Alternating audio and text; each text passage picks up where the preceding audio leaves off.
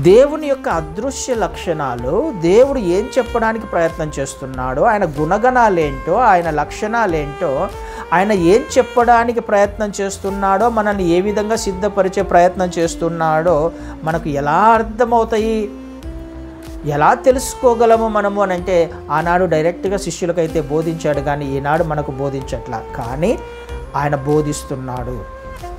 ఎలా బోధిస్తున్నాడు? చుట్టుపక్కల ఉన్న పరిస్థితులను ఒక్కసారి గమనించినప్పుడు దానిని అర్థం చేసుకునే ప్రయత్నము ఏ వ్యక్తి చేసినా అందులో దేవుని యొక్క లక్షణాలు అర్థమవుతాయి. అందులో దేవుని అదృశ్య లక్షణాలు, ఆయన యొక్క గుణగణాలు, ఆయన ఉద్దేశము అర్థమవుతుంది కదా. ఆ విషయమే పౌలు గారు మాట్లాడుతున్నారు.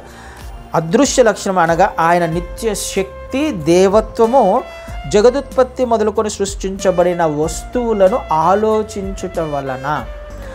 ఏ వ్యక్తి అయినా ఆలోచించే ప్రయత్నం చేస్తే, సృష్టి గురించి, సృష్టిలో జరిగే పరిస్థితులను గురించి ఆలోచించే ప్రయత్నం చేస్తే అప్పుడు ఖచ్చితంగా అర్థమవుతుంది దేవుడు ఎవరో, ఏం చెప్పడానికి ప్రయత్నం చేస్తున్నాడో, ఏం చేశాడో, ఆయన ఏం చేయడానికి ఇష్టపడుతున్నాడో, మనల్ని ఏ విధంగా మార్చడానికి ఇష్టపడుతున్నాడో.